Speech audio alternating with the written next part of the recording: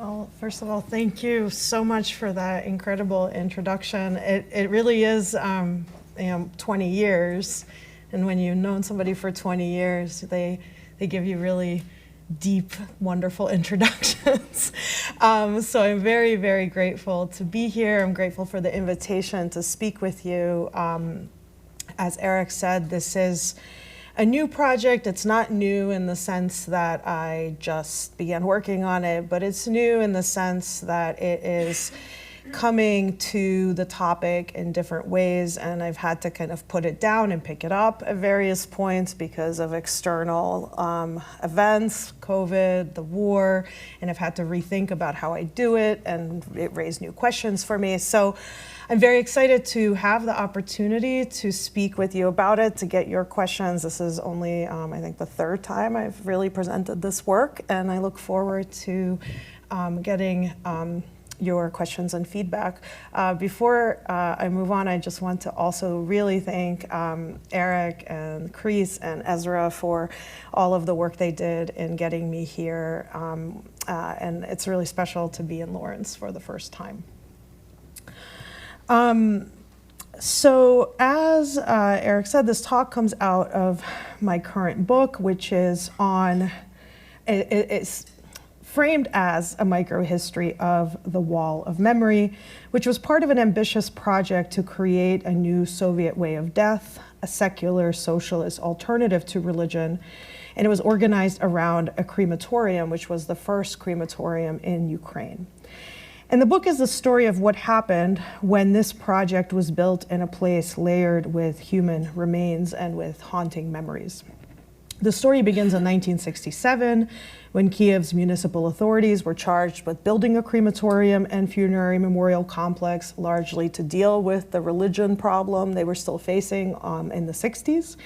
And it ends in 1982, when the Soviet Ukrainian authorities liquidated the aesthetic and ideological centerpiece of the complex, the so-called Wall of Memory. Now, as you'll see, today's talk actually doesn't touch on this project directly, but it does help me answer a question that's central to the book, namely why, after investing in the construction of this project for over a decade, Soviet authorities decided to destroy this Wall of Memory, this one aspect, this one part of this complex. And the answer, as I hope to show, does not have to do actually with the object itself, so much as with the changing context around the object between 1967 and 1982, and in particular with the changing significance of the so-called Jewish question in the Soviet Union in the post-war period, and of the state's attempts to manage Holocaust memory as the Holocaust itself is emerging in as an increasingly prominent element of international politics. And as you'll see, more specifically still, the project is about the role of the KGB in this process of memory management. On March 13th, 1961, when the reservoir dam at Babyn Yar broke, releasing a 25-foot wave of pulp, which was made up of sand, factory waste, and human remains into Kyiv's Kurenevka neighborhood, it was an ordinary Monday. Residents of Kurenevka were leaving for work, dropping their children off at school along the way. Kyivans from other parts of the city made their way into the neighborhoods to jobs at the Krasyn tram depot, the Pavlov Hospital, and shoe factory number 4. And that winter had been especially brutal. March had brought nothing but rain. The dam broke at 8:30 in the morning, and the wave of pulp crashed into the neighborhood at the speed of 2 to 3 meters per second. It overturned cars and trees and buried buses and trams carrying morning commuters. It flooded the Krasyn tram depot and worker dorms, the shoe factory and the school, the Pavlov Hospital, the old Kopylov Cemetery, and the new Spartak Sports Stadium. It swept up residential apartment buildings and brought down the old single-family houses that remained from before the arrival of Soviet power in Ukraine. By the time the wave passed through the neighborhood, it took close to 1,500 victims who had been trapped in burning trams or buried alive in the hardening substance that made up of that the pulp had made up. Survivors, meanwhile, waited for rescue in trees and on rooftops. Now, this industrial accident in the heart of Kyiv, the so-called Kurenevka flood of 1961, both literally and figuratively brought evidence of Babyn Yar back to the surface after 20 years of silence. And the cultural and social reckoning that took place in its wake, most famously with Yevgeny Yevtushenko's poem, Babi Yar, quickly reached audiences on both sides of the Cold War. In the Soviet Union, the poem's opening line, "No monument stands at Babi Yar," unsettled a post-war status quo that had relegated the Jewish experience of the war beyond the pale of politics. And in the West, it forged new connections between Jewish communities across time and space, between the Jewish diaspora abroad that had been decimated by the Holocaust and the close to 2.5 million Jewish citizens in the USSR, which were then the second largest Jewish community in the world, second after the US. Now, today, Babyn Yar has come to be a symbol not just of the Holocaust on Soviet territory, the so-called Holocaust by bullets, but also of the Soviet politics of forgetting. On the surface, then, the proposition that Babyn Yar became a powerful catalyst for political transformation may not seem particularly revolutionary. In fact, given the centrality of Babyn Yar in both historical and memorial narratives, the claim may indeed appear to some degree self-evident. Yet how a site of mass atrocity first disappears from public memory and then reemerges to become a site of international politics is a story that I think merits a closer look. What actually brought about this change, and how did it become the symbol of the Holocaust by bullets? This talk follows the story of how Babyn Yar reemerged in public life to become a memorial trope, how it in turn became a catalyst for social mobilization, and how what happened, and just as importantly, what did not happen at Babyn Yar, made its way across Cold War borders. In short, it tells the story of how Babyn Yar acquired political meaning. To tell this story, I look at how Babyn Yar became the subject of KGB operations in the late Soviet period, operations that both reflected and produced new realities on the ground. In the Soviet context, the security apparatus functioned as a kind of mediator between official truth and popular memory, between the narratives the state sought to bring into existence and the narratives it sought to rewrite or even erase. And what I propose is that KGB sources actually provide a view of Soviet society that is distinct both from official sources, such as institutional archives, the press, or official publications, which in the Soviet context largely tell a story that the state structures and that the state in large part wants to tell, but also provide a view of society, of Soviet society, that is distinct from unofficial sources, from samizdat and tamizdat, and especially from ego documents such as memoirs, diaries, and personal archives, which often tell us more about how subjects want to see themselves than about the society around them. So to put it differently, I see the KGB archive, though this was not its intended purpose, as a kind of archive of Soviet society's silences. On September 1941, Kyiv, Ukraine was the site of one of the biggest civilian massacres of the Second World War, initiating Nazi Germany's implementation of a final solution to the so-called Jewish question. On September 28th, just 10 days after the German army occupied the city, Kyivans woke up to an announcement ordering all Jewish residents to appear the next morning on the corner of Melnikov and Degtyaryovskaya Street at the entrance to the Jewish cemetery. Prior to the Nazi invasion, Kyiv had been home to more than 160,000 Jewish residents, comprising about 20% of the city's population. By the time the German army arrived on September 19th, more than 100,000 had managed to leave the city. Some had joined the Red Army and were fighting on the front. Others had managed to evacuate as the Red Army retreated.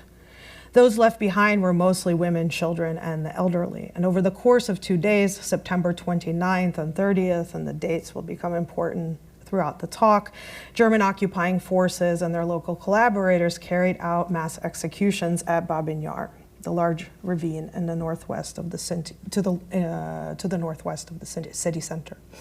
According to the secret report that German occupying authorities sent to Berlin after the first quote-unquote event, 33,771 Jews had been killed, and the German forces were on their way to making the city of Kyiv Judenfrei.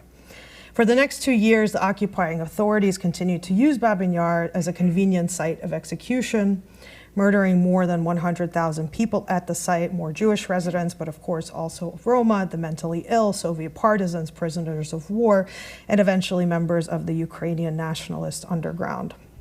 The remains of the victims were left in the ravine, and only when it became clear that the Soviet army would soon retake the city in November of 1943 did German authorities give the command to destroy their remains. This work was carried out by Soviet POWs, most of whom were then themselves executed at the site. When Soviet Jews returned to the city, they found their families gone and strangers living in their homes. But nevertheless, of course, life had to go on. Those who survived the war, whether in Kyiv under German occupation or in evacuation, now had to rebuild their lives together. After the war, then, all Kyivans, Jews and non-Jews, found themselves in a strange situation. Babyn Yar was both everywhere and nowhere, in plain sight yet unmarked. Kyivans passed Babyn Yar on their way to work, and children played nearby.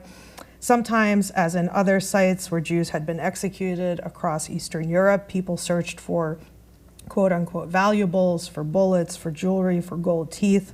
And everyone in the city, of course, knew what happened. Many had seen it with their own eyes, yet the site and the history of what had happened were shrouded in silence. Despite official silence, however, the memories that Kyivans carried in their neighborhoods, their families, their bodies would persist. In 1959, standing above the ravines of Babyn Yar, the writer Viktor Nekrasov described the scene in front of him. 18 years have gone by, silence, emptiness. On the other side of the ravine, some sort of houses are being constructed. At the bottom of the ravine, water. Where is it coming from? On the slope of the ravine, pushing through the bush, there's an old man and an old woman. Their son died here. They came to visit him. My friend died here, and there's not one person in Kyiv who does not have a father, a son, relative, friend, acquaintance at rest. No, a different word is needed here at Babi Yar. To return to the Kurenevka tragedy with which I opened this talk, the Soviet authorities' immediate reaction to the flood, which was variously referred to as the Kurenevka accident, catastrophe, natural disaster, and only later as tragedy, was also silence. In the days that followed, there was no communication with the city's residents about the causes or the consequences of the breach in the dam. But official silence should not be mistaken for a lack of information. Immediately after the accident, Soviet authorities formed committees and gathered evidence on the causes of the flood, the scope of the devastation. And KGB organs were instructed to pay close attention to the, quote, mood of the inhabitants of Kyiv after the catastrophe at Babi Yar. Informants throughout the city, serving as the KGB's eyes and ears, reported on the rumors circulating through the city about what happened and who was to blame.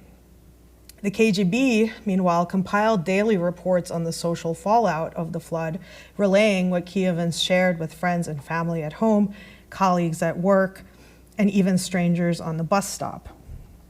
The KGB also followed the flow of information in and out of the city, tracking letters and phone calls. It paid particular attention to, quote, preventing the leaking of information about the catastrophe abroad, in part through foreigners, close quote, so that it could not be used for the purposes of, quote unquote, anti-Soviet provocation. It quickly became clear, however, that trying to contain the fallout and control the flow of information posed a serious challenge. As local authorities and the press offered their own accounts of what happened, the KGB offered its own window into the social concerns, context, and memories through which Kyivans made sense of it. They also show that of the numerous and varied issues that the KGB registered in the reports after Kurenevka, the memory of Babyn Yar rose to the top. On March 15th, Evening Kyiv published, the city's main newspaper published an announcement that instructed people to avoid drinking from the city's water system.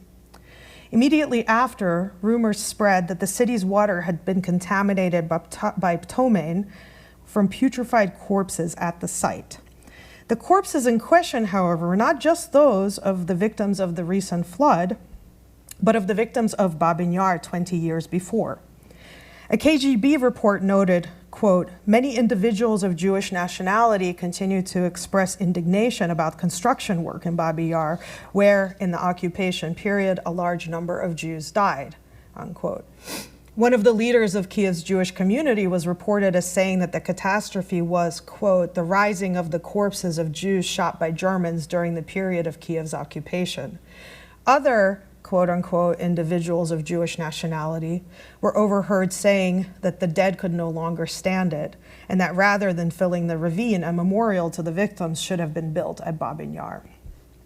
Now, for the KGB, invoking Babyn Yar was troubling, especially since the association of what was, in effect, an industrial accident with the desecration of a site of Nazi atrocity was not relegated only to so-called individuals of Jewish nationality. In numerous KGB accounts, Kyivans described the accident as retribution. One witness had claimed, quote, the memory of those who died at Babi Yar should not have been desecrated. This is why this disaster happened. Another said, this happened because people were digging around in there looking for gold teeth and rings. This is what everyone is saying. Another asked, why was this reservoir, this chalice of death, even created? Some began to refer to Kurenevka as a second Babi Yar. So many saw the flood as retribution, not just for the desecration of the site, but of the sin of silence, of society's complicity in the politics of forgetting. In this regard, the words of one journalist recorded by the KGB are telling. Quote, already 8 years ago, when I was still interning at Pravda Ukraine, I came to the editor and wanted to file a report that they were beginning to fill Babi Yar. He yelled at me and told me that this cannot be written about because, God forbid, Ehrenberg will read it and then there will be a scandal. Another quote-unquote unknown citizen, overheard near the morgue shortly after the flood, was reported as saying, quote, we kept pouring waste and mud on Jewish bones. There will be an international scandal. Relatives in Israel and Poland will be informed. It will reach the United Nations. Indeed, this anxiety about a potential quote unquote scandal became the refrain in the KGB's analysis. The KGB, of course, was not so much concerned with the moral side of the question, but with the political fallout. While Kyivans made sense of the flood by placing retribution and atonement at the center, the KGB worried about information finding its way abroad, and especially the prospect of its reaching a Jewish audience abroad. What would happen then, now that the site and the memory of what had happened there was again exposed? On April 1st, 1961, a few weeks after the Kurenevka disaster, the New York Times published an article, Soviet Bears Death of 145 in Mudslide.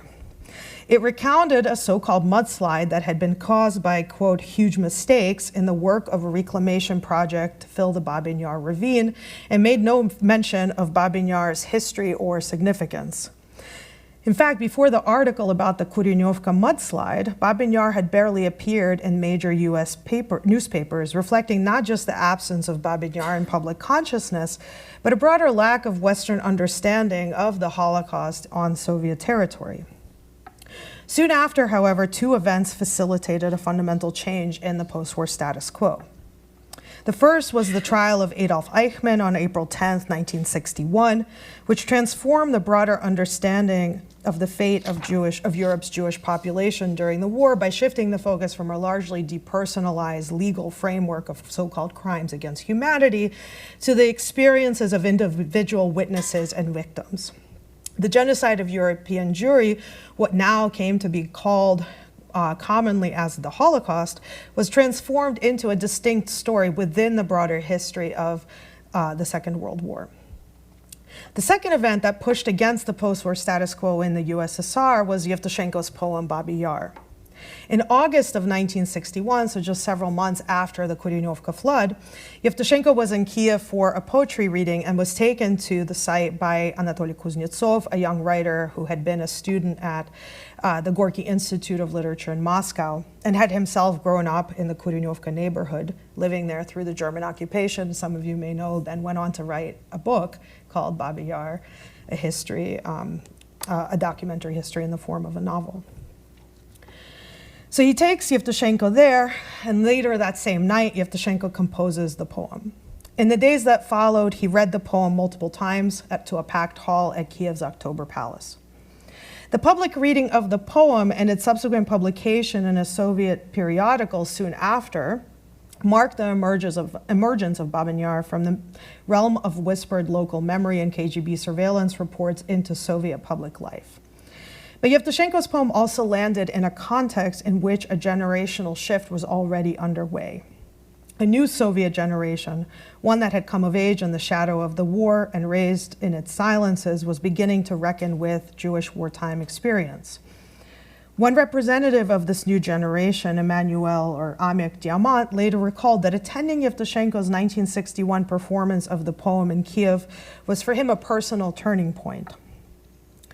This is a quote from him. Yevtushenko in his poem woke in me the understanding that responsibility for everything that is going on with me and around me, with Babyn Yar, with the Jewish people, with my own Jewishness, and with everything that in one way or another is tied with these things. This was now my responsibility, not someone else, somewhere else, but me, possibly the last Jew on earth who still cares about these things. This encounter with Babyn Yar moved Diamant into action, but it also made him aware that avenues into which he could channel such action simply did not exist. What could be done, he asked. What should be done? I had no answers to these questions. The only thing Diamant could think to do right then and there in Kyiv in August of 1961 was grab his camera and head to Babyn Yar to record what he found at the site. The party's response to Yevtushenko's poem was completely predictable. Khrushchev's protege in charge of ideology, Leonid Ilyich, criticized the poem for, quote, vitalizing the unhealthy sentiments around the Jewish question in our country, which is widely used by bourgeois propaganda for purposes of defamation against the Soviet Union. Yet Ilyichov's concern about the resonance of the poem and so-called bourgeois propaganda was not, in fact, misplaced. On September 28, 1961, 2 weeks after the publication of the poem in the USSR, the New York Times ran a story about the controversy its publication had caused, titling it, "Popular Poet is Accused of Slandering Russians by Hint that Bigotry Continues in the Soviet Union."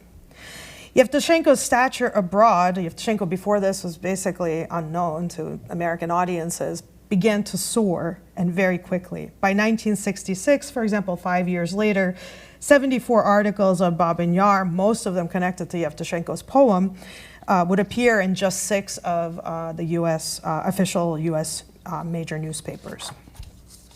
The new Holocaust consciousness also began to make new connections between the genocide of European Jewry and the contemporary situation of the Soviet Union's Jewish population.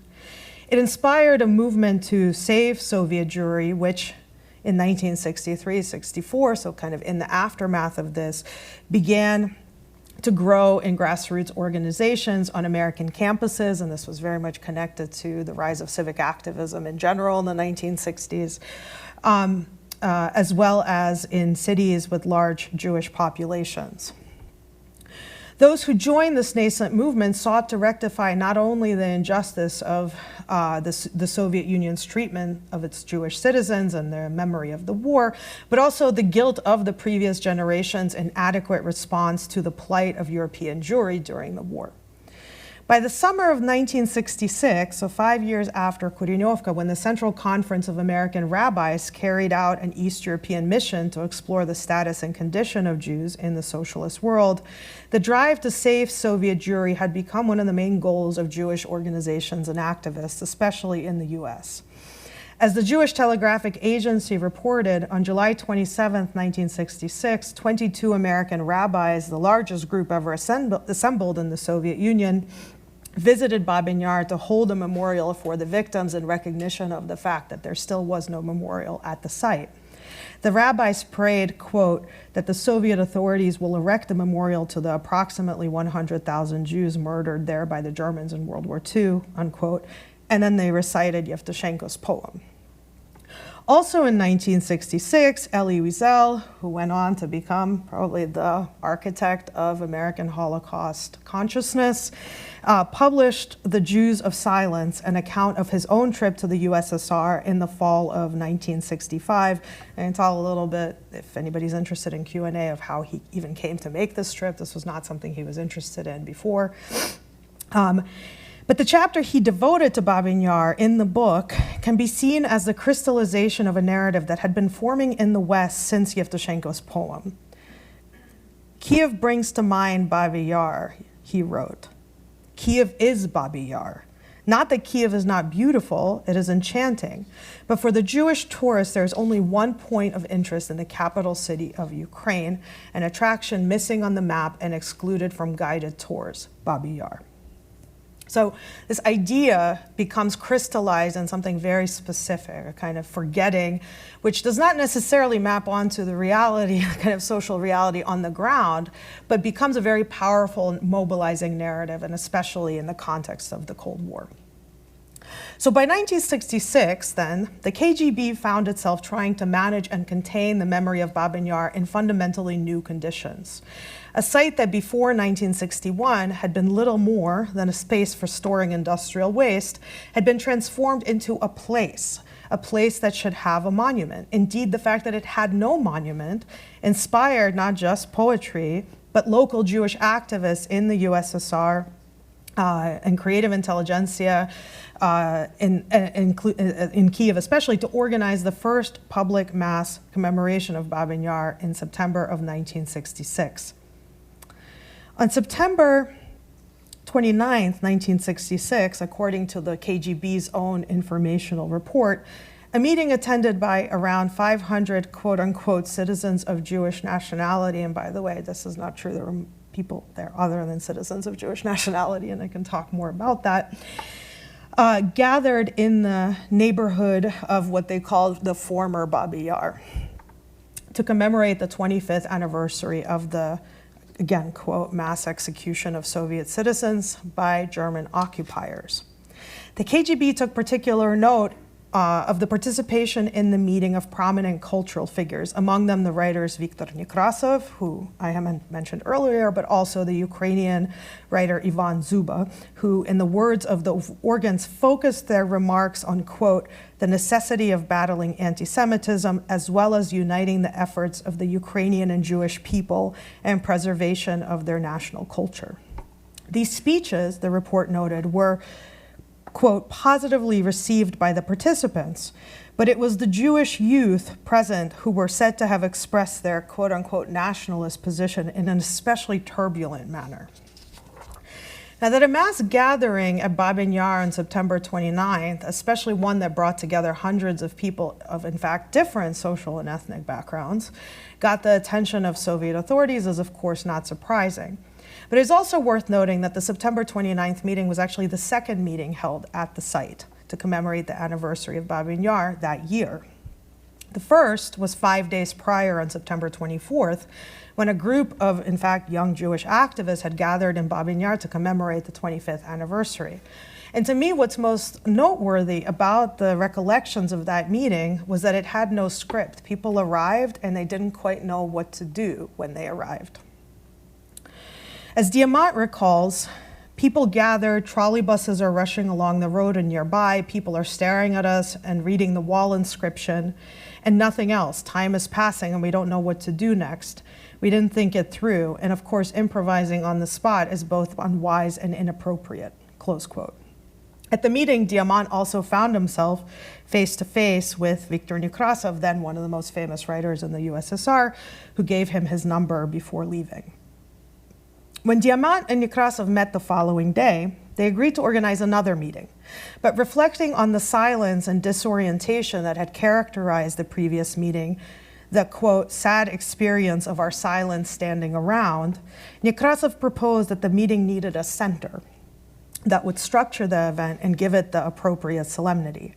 Reflecting on the September 29th meeting in his memoirs, Zuba later described, quote, a demanding and questioning silence among the people. Quote, people wanted to listen, to hear something important, but from whom? And when words started spreading that the writers have come, they surrounded us in a crowd and demanded, say something, say something. Zuba himself improvised, addressing the Jewish people on behalf of the Ukrainian people and calling Babyn Yar their shared tragedy. This is a speech that was later published in in Tamizdat, and then, of course, now is published in English as well. Now, the KGB's reading of Dzuba's speech was decidedly more cynical, and this is where the politics become interesting. There were those among Kyiv's creative intelligentsia, the report noted, who interpreted Dzuba's speech as, quote, a call for the unification of two oppressed nations, Jews and Ukrainians, in the battle for their rights, close quote. But the report also shared an account from an unnamed informant at the Institute of Literature who reported that others expressed doubts about the prospect of Jewish-Ukrainian solidarity. Here's a long quote. Such a unification is not in the tradition of the Ukrainian people and is unlikely to bring positive results. It seems Dzuba is trying to use Jews because they have a loud voice in America and would be able to strengthen their positions in the international forum in case of contact with Ukrainians. They say that in the UN in the near future, the question of the colonial situation of Ukraine, of national discrimination of Ukrainians should be raised. It is possible that this is the reason Dzuba spoke at the meeting in order to figure in foreign reports, and such a report on the meeting of Babi Yar is not out of the question. Now, in the KGB's reading, then, Dzuba's speech was not an improvised but deeply felt message inspired by the occasion, but a kind of instrumental use of one group's supposed sympathies abroad in order to attract attention to the plight of another group, his own. The framing, however, does reveal the KGB's perception that Babyn Yar and the Soviet Union's Jewish question constituted political capital that could be converted that could convert a Holocaust commemoration in Kyiv into an agenda item at the United Nations. There's no record of a meeting taking place in September of 1967, the year following the first commemoration event, and it's possible that the 1966 meeting, as one that commemorated the 25th anniversary, was not originally intended as an annual event. It's also possible that plans for the meeting at Babyn Yar were overtaken by events, most significantly, of course, the Sinai or Six-Day War between Israel and Egypt that happened on between June 5th and June 10th of 1967. The war was, of course, a turning point which, on the one hand, led the USSR to quickly sever diplomatic relations with Israel, and on the other led to an awakening, a kind of politicization of Jewish identity in the USSR. That the Soviet state amplified anti-Zionist propaganda depicting Israel as a colonial aggressor, likening Zionism to Nazism at the United Nations, in the context of what I have been kind of talking about thus far, intensified this opposition to that narrative. Indeed, it produced the USSR's first international anti-Zionist political event, the trial of Boris Kochubeyski, a young Jewish radio engineer in Kyiv. Radicalized by Soviet anti-Zionism, Kochubeyski did something unusual and at the time unwise. He openly, publicly opposed the official version of events. He also applied for a visa to emigrate to Israel, something that at that time was very rare. In 1968, Kochubeyski was arrested, and during the trial, the prosecution based its case on statements he had made both at the Babyn Yar meeting in 1968, as well as at the Avir office when applying for when he learned that his application to emigrate to Israel had been denied. In his closing statement at the trial, Kochubeyski, who before 1966 was just a kind of ordinary guy working his engineering job, turned to Babyn Yar to make his point, arguing that he was being tried for expressing the same sentiments that Yevtushenko had expressed in his poem. Quote, I ask that it be placed on record that I have been admonished for mentioning Babi Yar, unquote. In May of 1969, Kochubeyski was sentenced to 3 years of hard labor. And so in this way, a man who before 1967 had only a vague understanding of his own Jewish identity became a public figure, first in Kyiv, then in the Soviet Union, and as we'll see, then abroad. By 1969, Jewish activists were aware of the political capital that came with the tension abroad, and the mood around that year's anniversary was much more politically charged. The KGB notified the party that nationalist elements in Kyiv planned to, quote, give the 1969 meeting a Zionist character.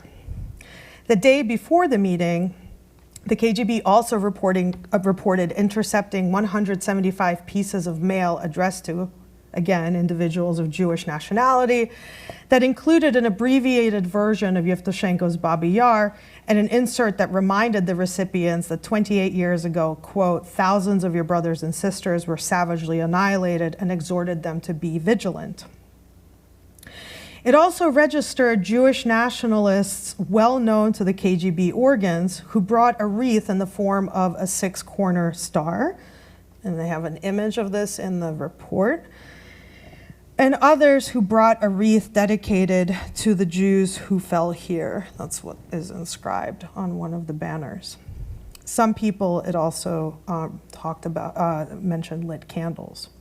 Ultimately, however, after the, quote, active intervention of members of the public and the police, the candles were extinguished and the six-corner star was driven away from the neighborhood of Babi Yar. So by the end of the 1960s, activists treated their activities at Babyn Yar as communicative acts with two specific audiences: Soviet power by way of the KGB, and activists and supporters abroad, often by way of foreigners inside the USSR, tourists, journalists, embassy officials, and so on.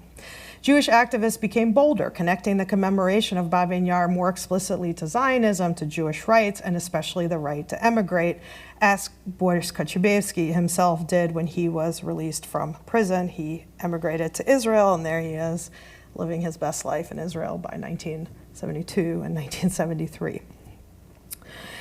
As the Soviet Union began denying exit visas, letters and petitions began to reach the West from Riga, Kyiv, and Moscow, in which Soviet Jews, newly emboldened and without faith in the Soviet state's willingness to address their grievances, renounced their citizenships and actually signed their names. And what this tells us is that those featured in KGB reports were no longer simply objects of surveillance, of manipulation, of intimidation, of prophylactic chats, of repression, but actors that were making political choices, from commemorating the Holocaust, learning Hebrew, or attending anti-Soviet protests, to pursuing emigration from the USSR. This clash between a growing movement of activists mobilized by the West's attention to their plight and an increasingly defensive and conservative Soviet regime played out on Babyn Yar as a political stage. As a result, Babyn Yar became a site of an increasingly potent site of political contestation. And over the next 15 years, as grassroots initiatives to commemorate the massacre coalesced into a Jewish dissident movement, the KGB continued to monitor the site, not only to control the public narrative of Babyn Yar, but also to measure the political potency of Soviet Jewish activism and the threat that it posed to Soviet power. And so I'm going to say a few words by way of conclusion. So the KGB had identified foreign attention to the site as a political threat already in the immediate aftermath of the Kurenevka flood in March 1961. So even before Yevtushenko's poem and its translation into multiple languages, including English and Yiddish, had turned it into a vehicle for anti-Soviet protest. Yet the poem and the activism it helped engender on both sides of the Iron Curtain transformed Babyn Yar from this kind of shocking revelation of a forgotten or unknown atrocity into a rallying cry for social mobilization and political action. In the US, Yevtushenko's poem was repeated first at Holocaust commemoration events and then at public gatherings of the nascent Save Soviet Jewry movement. And then it was cited in Congress to bring attention to the religious, cultural, and political repression of the USSR's Jewish population. By the 1970s, the site became an almost mandatory stop for visits by Jewish tourists to the Soviet Union, many of whom were now coming with a mission to make contact with Soviet Jews, ordinary citizens, activists, eventually refuseniks, and to document the government's repression of Jewish life and spread awareness abroad. Foreign officials were also increasingly emboldened to make demands on behalf of or in the name of Soviet Jews, including, of course, the right to emigrate. These campaigns had a significant impact on the Soviet Jewry movement abroad in the US and its efforts to lobby the United States to pressure the Soviet Union to loosen immigration policies. And figures like Kochubeyski actually became international symbols of the movement. So by 1972, there's a book published about him that is called A Hero for Our Time, The Trial and Fate of Boryska-Chubeyevsky. For many of these actors, what happened at Babyn Yar, the Soviet handling of foreigners' visits or requests to visit the site, the ability of Soviet Jews to use the site as a site of commemoration, the absence of a monument at the site, later the presence of a monument that was not seen to be adequate to the site, served as a litmus test of political possibilities on the Jewish question in the USSR. We see that the KGB took the international dimension of its work very seriously, extending beyond spying and active measures to a broader concern about the flow of information across Soviet borders and the potential impact of such information on public opinion at home and abroad. And the KGB's concerns about ideological subversion were not without foundation. Information did move back and forth across Soviet borders through numerous channels, letters from relatives and friends abroad that could not all be monitored, radio broadcasts from openly anti-communist organizations that managed to get through Soviet jamming, samizdat and tamizdat literature that made its way abroad, and foreign literature that was smuggled into the USSR, and of course actual contact with foreigners, whether embassy officials and journalists, or ordinary tourists who could serve both as points of contact with Soviet citizens and as conduits of information across Cold War border. Over the course of the 1960s and 1970s, these channels were growing bolder and more numerous. I'm going to show a few of these examples of intercepted mail that the KGB kept in its archives. So here, these ranged from things that were legitimately could be seen as subversive to, things that were occupied a kind of gray area. So here a postcard from a grandson, right, to his dedushka, to his grandma and grandpa, wishing them a happy new year. But then, on the other hand, right, postcards that says, look at how beautiful our young Israeli army is. Again, like this. And finally, of course, Rosh Hashanah greeting cards that said, from American Jews to the Jews of the USSR, we have not forgotten you and we will not forget you. So these efforts of Soviet security organs to contain and control Babyn Yar turned it into a political stage where different actors, Jewish activists, cultural figures, artists, and state officials on one side, and foreign tourists, religious and cultural figures, social activists, and politicians on the other, battled over the meaning and memory of Babyn Yar, the Holocaust, and the status of Soviet Jews in front of an increasingly international audience.